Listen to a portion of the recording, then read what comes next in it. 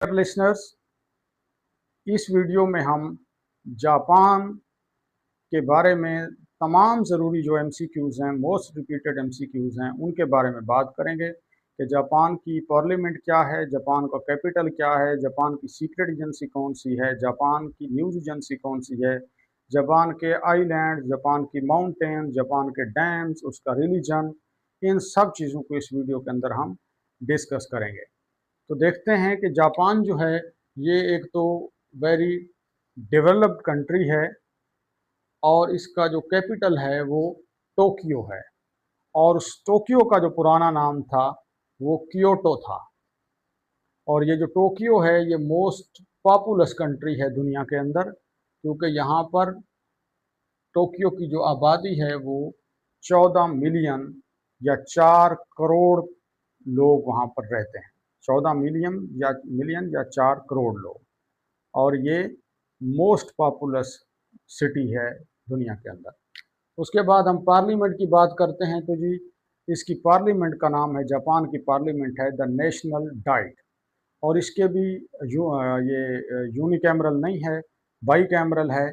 और इसकी जो पहला हाउस है ऊपर वाला उसको हाउस ऑफ रिप्रेजेंटेटिव्स कहते हैं और दूसरे को हाउस ऑफ काउंसलर्स कहते हैं। हाउस ऑफ रिप्रेजेंटेटिव्स, जिस तरह हमारे यहाँ नेशनल असेंबली जो सेनेट है, यहाँ पर हाउस ऑफ रिप्रेजेंटेटिव्स और हाउस ऑफ काउंसलर, और इसका ओवरऑल जो नाम है वो नेशनल डाइट है। उसके बाद है इसकी करेंसी, उसको हम जापानीज येन कहते हैं और इसका निशान जो है ये वाई के नीचे वो डैश लगे होते हैं।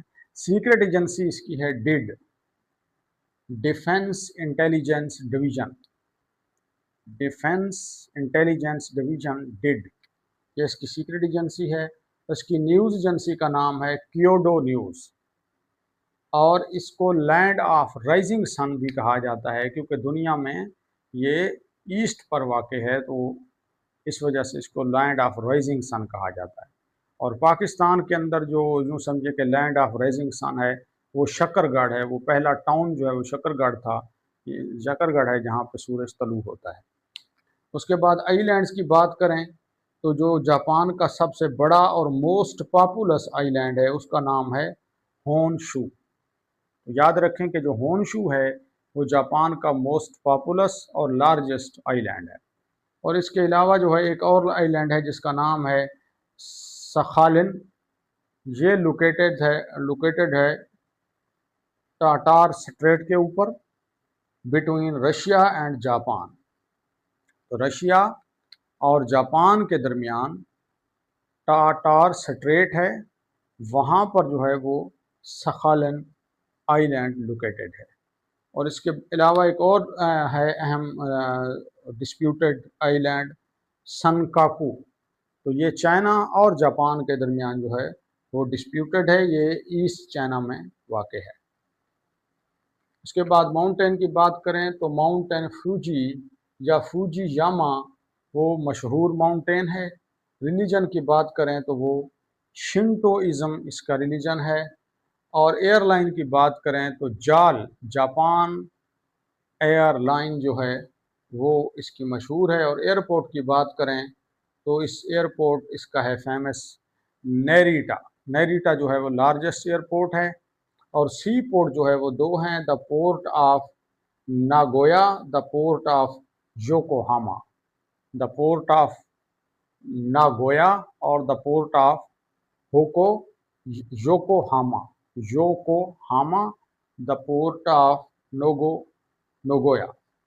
और डैम्स की बात करें तो इसके डैम हैं टोकयामा। टोकयामा डैम है और इसका जो लार्जेस्ट डैम है टोकयामा इसका फेमस डैम है। और जो लार्जेस्ट डैम है वो है कुरूब। और इसके एक मशहूर रिवर है जिसका नाम है सुमीदा रिवर। ये टोक्यो से गुजरता है। टोक्यो जो कि इसका कैपिटल है, तो सुमीदा रिवर वहाँ से गुजरता है। का हाईएस्ट मिलिट्री अवार्ड है उसका नाम है order of the rising sun. जिस तरह इसका नाम है land of the rising sun, तो इसके हाईएस्ट मिलिट्री अवार्ड का नाम है order of the rising sun.